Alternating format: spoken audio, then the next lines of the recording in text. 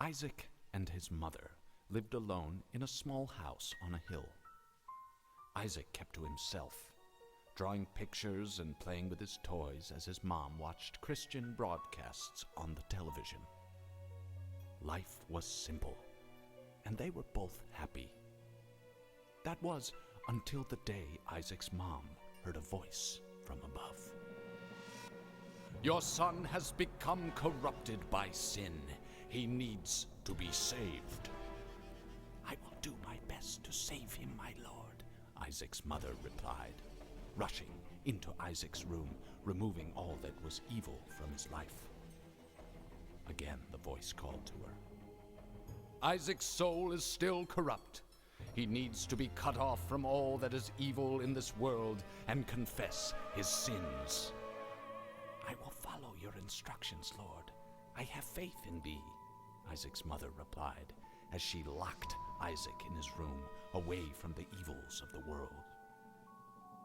One last time, Isaac's mom heard the voice of God calling to her. "You've done as I've asked, but I still question your devotion to me. To prove your faith, I will ask one more thing of you." "Yes, Lord, anything," Isaac's mother begged. "To prove your love and devotion, I require a sacrifice. Your son Isaac will be this sacrifice. Go into his room and end his life as an offering to me to prove you love me above all else." "Yes, Lord," she replied, grabbing a butcher's knife from the kitchen.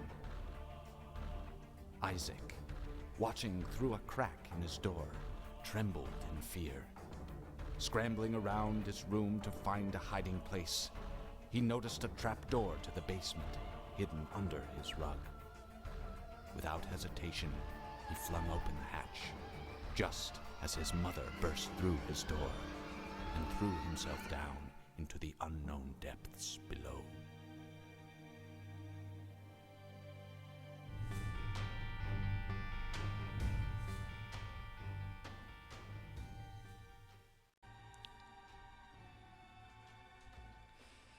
Hey everybody, we're doing something a little bit different today. Instead of having a scripted, well-formed video, I thought maybe we could try a little something different, something that doesn't take so much time in terms of like scripting and editing and then publishing and releasing. I thought I would just freeball a little commentary on The Binding of Isaac Afterbirth Plus. I've been playing this game on and off since its original iteration. I've messed up the word original twice now, but we're just going to roll with it. I played the original game 10 years ago. I think Rebirth came out in 2015, and I played the hell out of that, and now we've gotten all the way up to Repentance, but I haven't gotten Repentance or Repentance, or however you pronounce that word. It's too big for my monkey brain, but the game also changes too much for my monkey brain, so I'm sticking with The Binding of Isaac Afterbirth Plus for this video and just for my general thoughts on the game itself. I know that there are a lot of other dungeon crawlers out there. Now, whether or not Isaac was the first or whether or not Isaac popularized certain things is up for a different discussion, but I love The Binding of Isaac. I don't have a lot of experience with other things that are in a similar nature, like, say, Slay the Spire or Enter the Gungeon or Hades or any of those other games with those like very random elements that we see in The Binding of Isaac. But I thought that we could just kind of go over this game that I've been playing for 10 years off and on. I've had multiple Steam accounts, so this is, I think, the second or the third time that I've bought The Binding of Isaac. Bought. There are going to be a lot of grammatical errors in this video, as it's been a long time since I've talked off the cuff and off the script, so we're just kind of going to roll with it. So just to go over a few things, this is a big game. So you've got all of these different challenge runs that you can unlock and do. Everything in the game that you complete that is new is going to unlock you a new item, a new consumable, a new pill, different bosses, different floor variations, etc. And you can also see that there are a bunch of different items.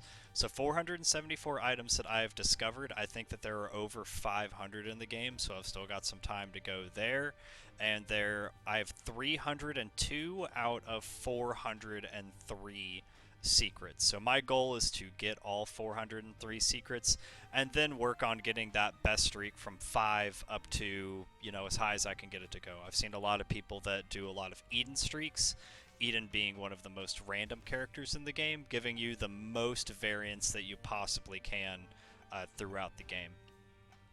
But anyway, these are the characters that I've unlocked. I think I'm missing the Forgotten, which is one of the only other characters in the game that is simply not listed when you first boot it up. So the Lost isn't, and I know the Forgotten isn't. I know that everything else might be, or just be a surprise once you get to a certain level of completion in the game, such as beating Mom's Heart for the first time, I believe unlocks you Eden, maybe? Or Lazarus? Whatever the case may be, you've got a lot of different characters that you can unlock. All of the characters have different items. But today we're just going to go with the bread and butter. We're going to do just a normal mode Isaac run, because as I commentate, I don't really have to pay attention to the game as much. I can really focus more on what I'm saying and not focus on the grammatical errors. So first things first, you'll notice that this is the first floor of the game. We use tiers as our projectiles. At the top left corner, you will see that I have the D6. That is your spacebar item, and that is your reusable item. So this is a 6-room charge item, and it allows me to re-roll item pedestals. You also see that Isaac starts with 3 hearts. Until the womb floors, we will take 1 half heart of damage every time that we are hit, unless there are certain enemies that touch us, and they will do a full heart of damage. Then we have our consumables, coins, bombs, and keys. Those are pretty self-explanatory. Coins we can spend in shops, bombs we can use on rocks or try to access secret rooms or just use them on enemies, and keys unlock locked doors like shops and item rooms and that sort of thing. Then on the left-hand side, you can also see that I've got our stats displayed. From top to bottom, it is speed, how fast Isaac moves, range, how fast his tiers go, tier rate, how quickly we shoot or the delay between tiers. The next is shot speed, then damage, then luck, then devil deal chance, and angel room chance. So this game has a lot of items, a lot of item pools, a lot of synergies, and a lot of builds, and that's one of the reasons why I like it so much, is because not 2 runs are the same with this game. You'll even see that you have, here on the pause menu, you have a seed, and the seeds are these 8 digits that are totally random every time you boot up the game. So you might have a run where you really have to work for it, or you may have a run that totally carries you and gives you everything you need from the first room. You also notice that our map in the top left corner is questioned out. That is because this is a curse of the lost, so there's a random chance for there to be a curse when you spawn into the next floor. We got unlucky and we spawned right into a curse of the lost, so that adds, I believe that adds 4 rooms to the floor and also grays out our map. So what we'll do is we'll just clear out these first few rooms of enemies. You'll see that there are a wide variety of enemies as we continue through the game, and a wide variety of bosses as well. On this first floor, the item room that you get is completely free, so it is unlocked. You do not need a key to unlock it, and this is an odd mushroom. So there are multiple odd mushrooms in the game. This one is going to give you an empty heart container, lower your speed, slightly increase your range, and give you an empty heart container. Since it is so early in the game, definitely want to maximize our HP and damage. You'll also notice that I just blew up that blue rock. That is called a tinted rock. Tinted rocks can spawn soul hearts, have a very high probability of spawning those soul hearts, which is basically an armored heart. So there's different types of HP. Oop, wasn't paying attention there. There's different types of HP.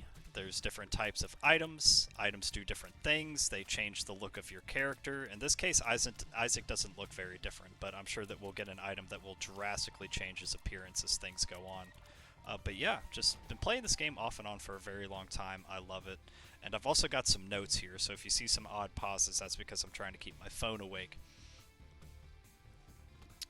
Anyway, so with Isaac and with all of these different enemies comes the skill curve of the game, which is another thing that I really like about it, is you have this ability to get better as you learn more about the game and what the enemies do and what their movements are.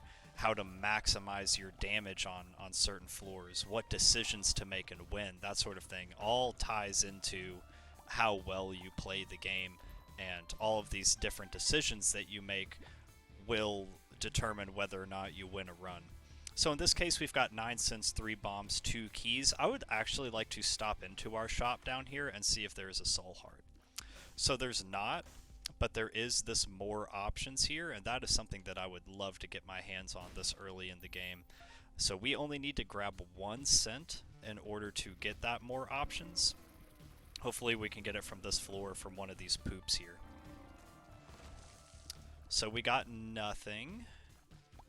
Let's go explore a little bit more before we walk into the boss room. So I'm pretty sure that white block with the question mark on it for 15 cents is called More Options, and that will be more options for the boss rooms. So whenever we go into a boss room and defeat the boss from here on out, on the item pedestal we will actually have 2 choices instead of 1 choice. So it looks like we did not get that coin. What I'm going to do is I'm going to take a risk, because I really want that item, is I am going to bomb these pots. That actually got us a trinket called, I think it's Swallowed Penny, I think that's what it said. But Swallowed Penny, every time we get hit, we spawn coins. So if I have to, I will purposefully get hit. So if I have to, I will purposefully get hit in order to spawn a coin and get this. So it looks like that's what we're going to have to do. I might have to double back to that sacrifice room, unless there's some way to hurt myself in here. No, I put out the fires. I'm pretty anal about that, putting out fires, popping poops, that sort of thing. I know that a lot of very tenured players will not bother with any of that, but I do anyway, just on the off chance that there is another coin or there is some other consumable that spawns out of there. It takes just a little bit of time, but I feel like expending all of my resources is what is necessary to really succeed in this game. So right here, we've got more options, we've got a fully charged D6, and we've got a battery to recharge our D6. I'm ready to fight the boss, and I have basically fully cleared this floor and maximized the potential for us to succeed in this run moving forward. So instead of only seeing 1 item pedestal here, we will see 2 item pedestals. We'll have 2 choices to pick from, and if we don't like them, we can re-roll this item twice. We can see up to 6 items here, and hopefully from the boss pool we will be able to find something that's going to increase our damage, maybe increase our speed a little bit. Something of that nature is what we're looking for. Really trying to just maximize damage and HP right now. So we see Little Steven and Cracker Jacks, neither of which are very good. Little Steven is a follower. He will follow behind me and shoot homing tears. His damage is garbage though. And Cracker Jacks is going to spawn us, I want to say it spawns us a card or a trinket or something, and will also give us 1 HP. I don't want either of those, so we're going to re-roll it. I do want Cozy, or yeah, PJs. So PJs is just going to give us a bunch of soul hearts. Our damage is pretty okay at 4.08. Going into the next floor, I would have liked to have had a little bit more damage. I could have been greedy and re-rolled it again. But the reason why I'm settling on PJs is it gives me a lot of protection for this next floor, and that is going to protect our devil deal. So when you move into the second floor in Isaac, you will see that we have a 100% chance of getting a devil deal. If you take any red heart damage, that chance of getting a devil deal, which is where some of the most damaging items in the game are, you will have a significantly lower chance of getting that deal. So I wanted to go into this floor with as much protection as humanly possible. So through that line of decision making, I went ahead and took PJs. I could have been greedy, but I decided against it. This is very fortunate getting the small rock. There's a very small chance of getting the small rock whenever you break a tinted rock. And that is going to increase our damage, our fire rate, but is going to lower our speed a little bit more. So our speed is particularly bad right now, but a small price to pay for damage. I don't think I explained that Swallowed Penny as much as I could have. but there are also trinkets and cards. So cards are part of the consumable pool. You have cards, you have runes, and you have trinkets. Oh, and pills. I don't know if I said pills or not. This is going to be a little all over the place, so bear with me. But pills are consumables, random consumables that you can get. They have random effects, good or bad, and you don't know what a pill is going to be until you take it. They also change every single run, so you don't know whether or not you're going to get a good pill or a bad pill before you take it, and they change every single time. So the blue pill isn't always going to be balls of steel, it's not always going to be speed up or luck down, it's going to be random every single run from a pool of different pills and their varying effects. So I went ahead and rushed the boss here since we've got plenty of HP and good damage. I really just want to see this devil deal here. And I am going to save my reroll. So both of these items are HP ups. Super Bandage is really good. Stem Cells not so much, but let's check out this devil deal. So we've got one piece of Guppy here. This gives us some pretty high potential for getting a Guppy transformation later in the run, but I honestly feel like being greedy and re-rolling this, so let's give it a try. And not very good. Headless Baby is not great. You'll see that he is also a follower that gives us a blood trail behind us. If enemies walk on that blood trail, then they are going to take some very minor damage. And if they fly, which a lot of enemies do in this game, then they are not going to be affected whatsoever. So not a great pickup. The reason why I took it, the justification behind this, is I want to lock in my devil deals. So angel rooms also have a potential to spawn whenever you do not take the first devil deal, assuming that you get the deal.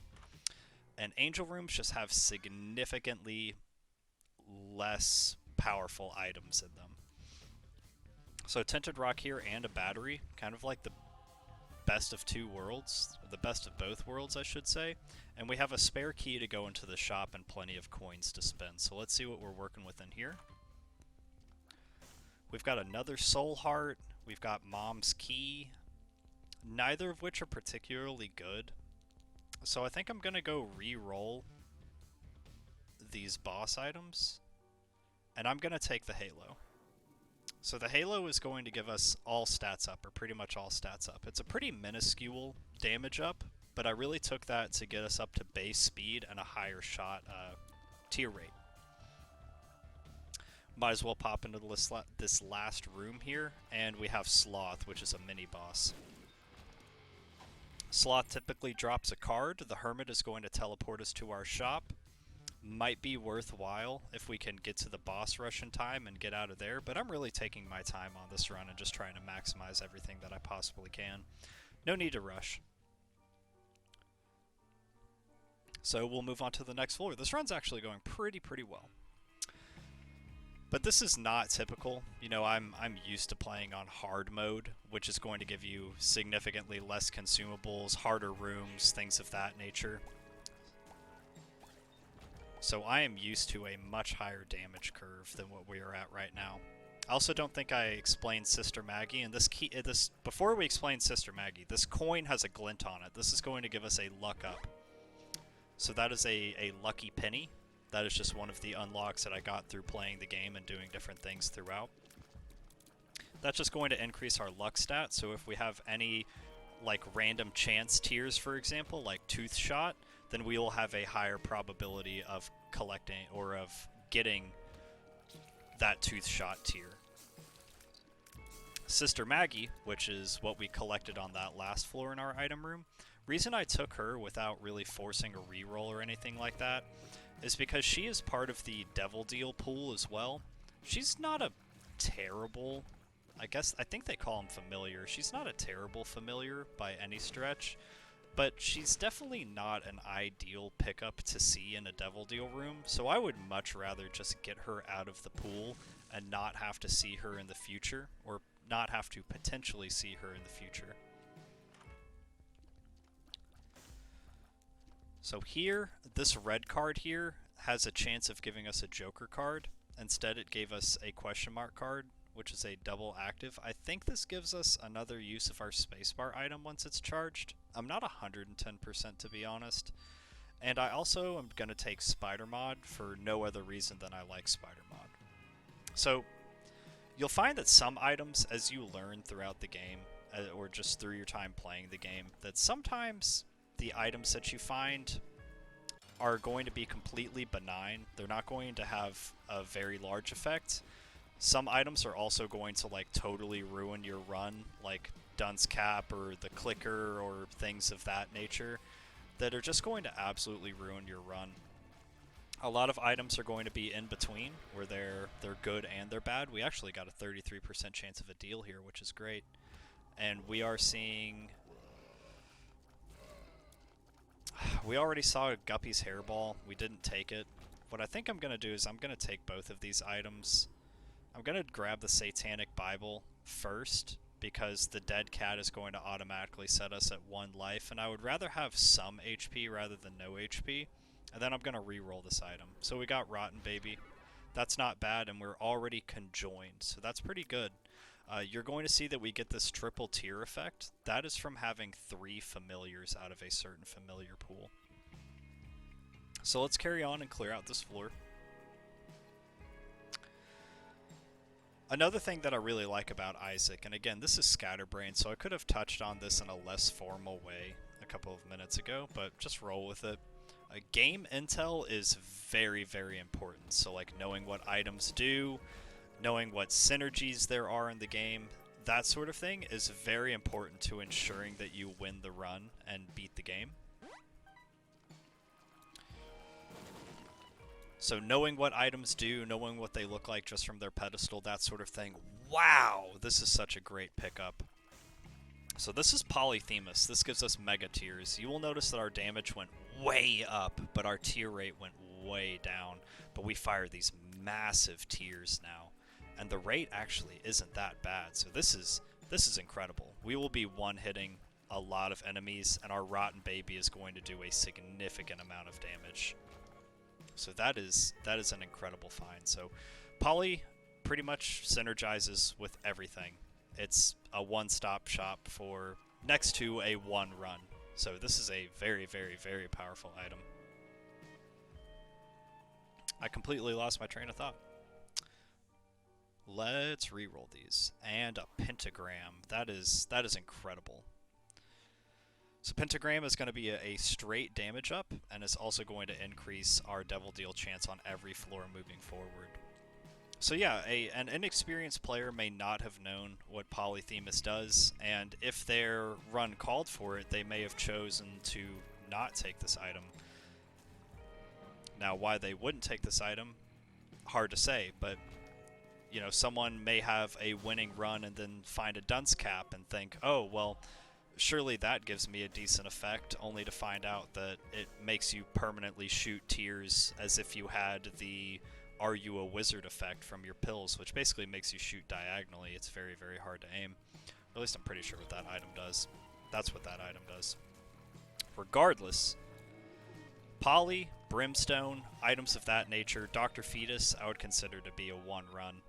So, because our damage is so high and we're doing so well, we don't have a whole lot to worry about now, which is good. Less stress on me. Less effort I have to put in. I still have to aim, obviously, and play well and manage my HP and make good decisions, but our damage is in great shape. Getting any extra tier rate or anything else really would just be an added bonus. So we have no keys. So let's clear out this floor, see if we can't find some keys. Another nice thing about this game is for the amount of content that you get. I mean, you get probably hundreds of hours, maybe 100 or so hours to fully complete one save file. I don't know, maybe less, but I feel like that's probably a fair assumption. For like 30 bucks. I mean, I see Rebirth, which is just the base expansion with no add-ons or anything like that, go on sale all the time for a very inexpensive price. This game is very fun. There's a whole lot of variance. There's a lot to learn. There's a lot to get good at. And it's all got a nice low price tag. No way, man. Is this what easy mode is really like? So this is Tech X. Tech X does that. And with our conjoined variation that we have here, our tier rate's going to be pretty slow, but our damage output is just going to be insane. Everything that is in between those rings is going to get positively shredded. So I could just stand right here pretty much and just sling this out there every once in a while, and yeah, I mean, that's a pretty big room that's hard to clear with low damage. This skinny room, yeah, easy mode.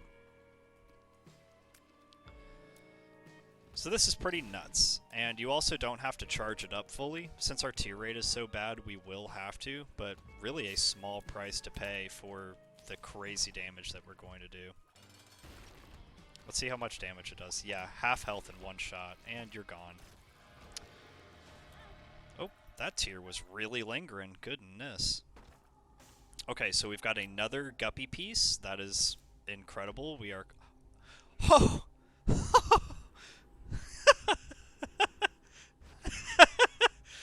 Guppy is one of the most powerful transformations in the game, and we get Abaddon too. Is this really what an easy mode run is like? That's insane. So we get tier rate up, shot speed down, both of which are great with Tech X.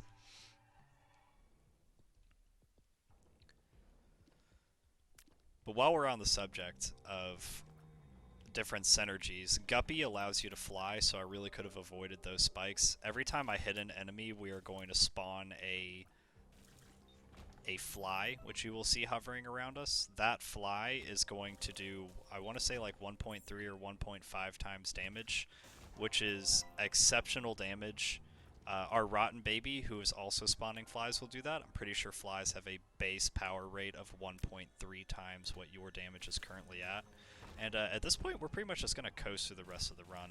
In fact, we don't really need money, so I'll just get Nose Goblin, which gives us a chance to shoot Poison Tears. And we'll just kind of float through here.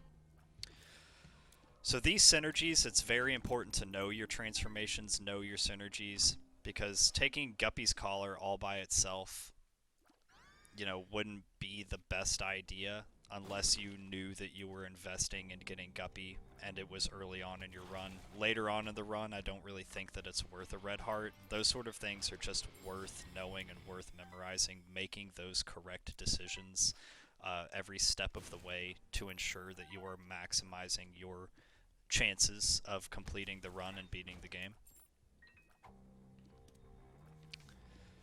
So yeah, we're really just coasting at this point. Those game synergies and those item synergies also have a chance to just outright break the game. So you can break the game by causing a bunch of item pedestals to spawn, or getting infinite rerolls until you get items that will, you know, make your run a breeze, like getting Polyphemus and Tech X, for example. I mean, that was a whole boss that just got shredded. This is just ridiculous. So Belly Button allows us to hold 2 trinkets, so we're going to take Nose Goblin and the Lucky Toe. Lucky Toe does nothing but raise our luck, and the Nose Goblin gives us a chance for Poison Tears. Not like enemies are going to survive long enough to get that poison effect, but it's still there, you know, it's still nice.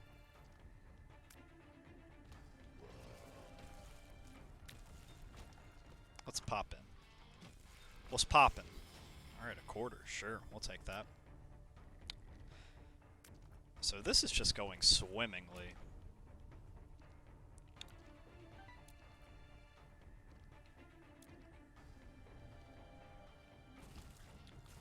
I'm gonna concentrate a little bit because I would prefer to not take damage. I think that there's a challenge that I've been working to get, and I need a run that's as broken as this in order to complete it. It's not take damage for a couple of floors, so we'll need to ignore that curse room. As much as I'd like to go in, just because I'm a greedy boy.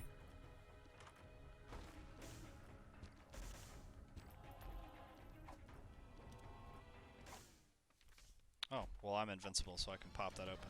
Feels like I'm walking on sunshine.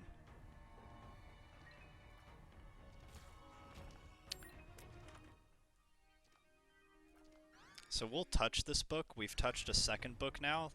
If we touch a third book, that'll give us the bookworm effect, which will give us a, I want to think it's called 20/20, which is basically like double shots. at no expense to our tier rate or anything like that. It's a random chance to give us that double shot effect. So that'd be pretty cool. I'm also going to go back for those keys. That being said, I've given Isaac some very high praise. I usually like to start my videos with the good, and since this is a game that I thoroughly enjoy, there is going to be a lot of good. But there's definitely still some less than favorable areas, unfortunately. Where Isaac really falls short is in some of its boss design and room design. So to elaborate on that a bit, some of the bosses in this game just aren't designed very well. And I say that, and I want you all to take that with a grain of salt. It's not that any of the bosses are necessarily unfair. You can find some pretty tough bosses early on that... Wow, that was fast. You can find some bosses early on that are going to be very difficult, but to be honest, everything is relatively balanced. The bosses that really suck are the armored bosses. So there are a few bosses in the game, and I find it difficult to explain exactly what I mean by armored bosses, but whereas everything else in the game has X amount of HP, these bosses will be armored and will average your average your damage output out, so you're doing the same amount of damage pretty much no matter what your build is. And at that point it just kind of depends on your tier rate and good play to get you through, but the boss fight is going to last relatively the same duration unless you have an incredibly broken build. So if your build is just like astronomically broken, out of this world, you could kill the boss very quickly, but that armored thing just really rubs me the wrong way. So Monstro right there, he's one of the bosses that you can find in the basement. We're so powerful at this point that we can kill him in one shot. If he had armor, chances are good he would have survived that, and that would have been a lengthier engagement. So there's a few bosses in the game that have this armor effect. The first boss is Hush, the next boss is Delirium, and the last boss is Greed and Ultra Greed. So no matter how broken you are, to an extent, right? Like, I would consider this run to be broken, but we're not, like, absolutely snapped, like one-shot Hush snapped. We could have a lengthy fight with Hush, whereas we will one-shot pretty much everything else. And I think we'll try and rush to find the boss room so we can really see what I'm talking about. We'll try and fight Hush on this run. So armored bosses are kind of a problem for me, and some of the room designs just isn't that smart or intuitive. There are some instances where you walk into a room and you take unavoidable damage just because of the certain build that you have or the items that you have, and there's really nothing that you can do to stop that. So that's frustrating, you know, like, hey, this damage wasn't my fault, but I had no opportunity to dodge it. I just walked into a room and exploded, for example, or I just walked into a room and I got hit. That sort of thing is really frustrating and is kind of unfair, but I mean, to be straight, that's Isaac, baby. That's kind of what you get. Let's get a tears up. That's great. So what you got for me? Krampus? Not really surprised. We will touch the head just to say that we touched it, and then we'll re-roll. Gimpy is good. And let's go fight Hush so I can show you what I mean about these armored bosses.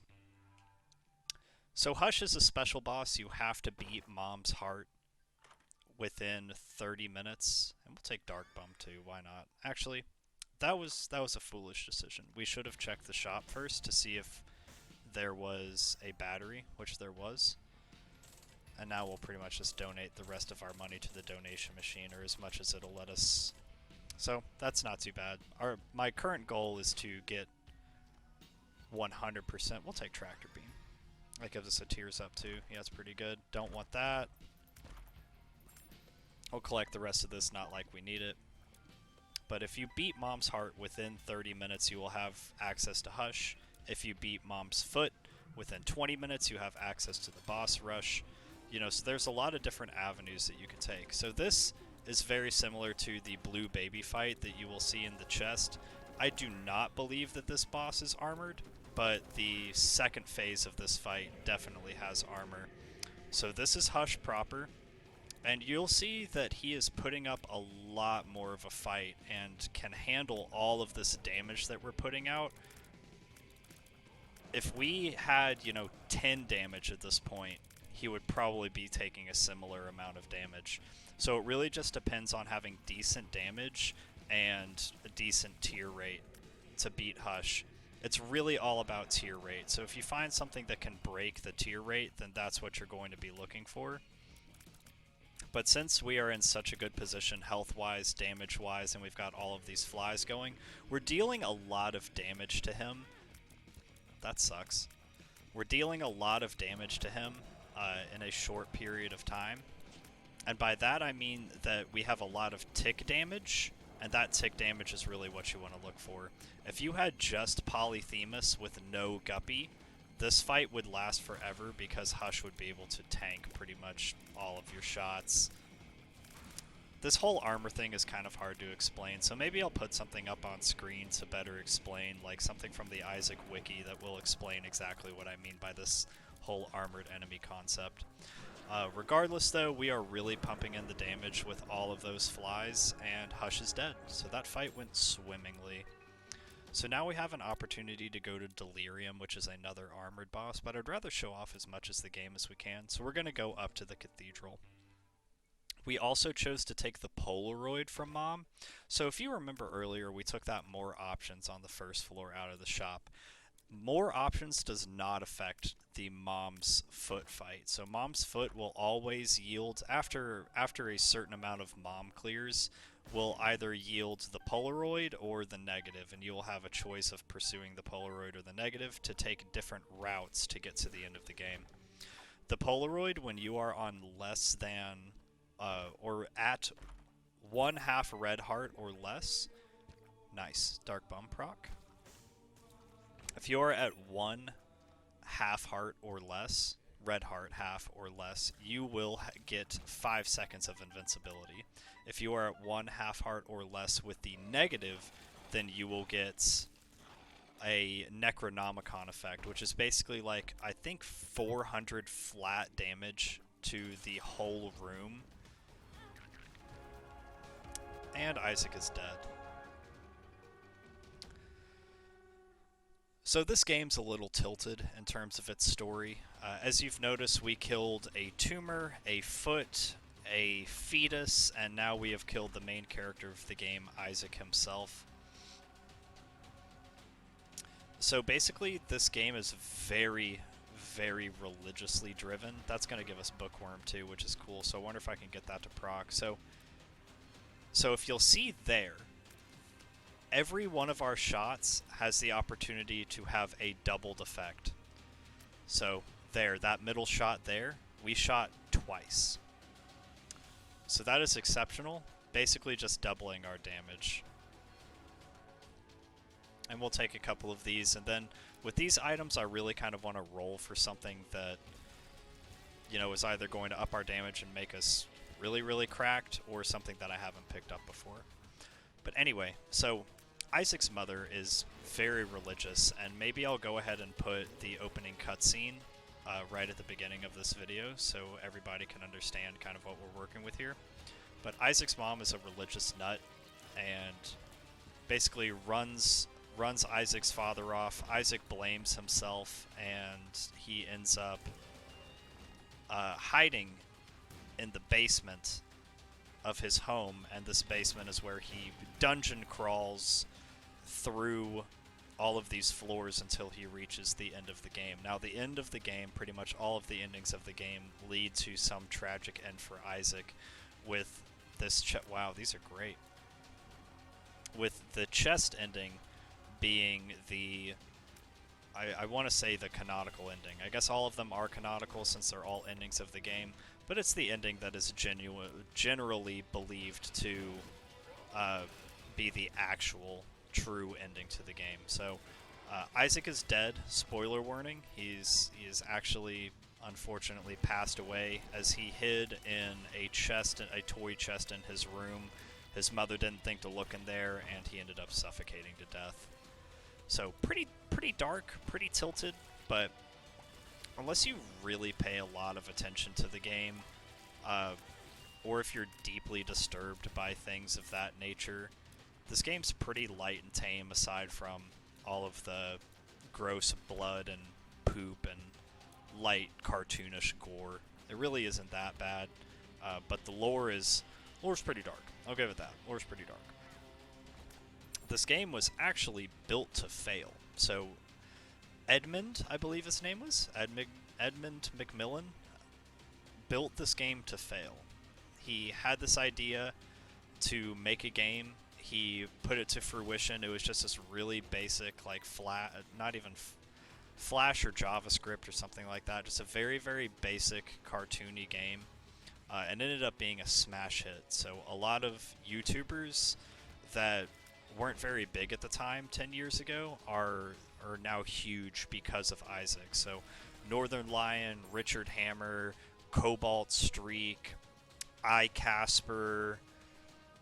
Those are just a few off the top of my head that I can remember that have been absolutely exploded in popularity thanks to The Binding of Isaac. So this game has had a pretty large cultural impact. We'll take that. It's had a pretty large cultural impact, and you know, I'm happy that I got to be a part of that back in the day. And now that we don't have any opportunities for rerolls and we're kind of arriving at the end of the game, I'll pick up most of the items on this floor. We'll go ahead and finish things up. We'll see if the Delirium room spawns. That would be pretty cool to continue this run, but I'm not going to hold my breath. This has gone well so far. Just as some closing thoughts before we enter potentially the last room of the game, I really, really recommend picking up The Binding of Isaac. Rebirth, even just Rebirth, which you can get pretty cheap. It's a great game with a lot of content, a lot of different things to do and learn and explore and discover. And as you can see, there are so many items and so many different builds, so many different combinations for tiers and stats and different ways to play the game, different endings that you can pursue. Just there's so much to do for so little. It's so much fun. I would recommend this to literally anybody. I've recommended it to all of my friends, and a couple of them have even picked it up. So I recommend the exact same for you. And we're so broken that Blue Baby, the final boss of the game, is dead. And we didn't get any Delirium proc, so I won't show him off, but I'll just go ahead and roll the credits. If you all enjoyed this kind of thing, just me sort of freeballing, talking about the game with some light notes, and basically just doing a live playthrough with some commentary review style, let me know, because I'd be more than willing to do this for games that I like, or even go through some games that I don't like.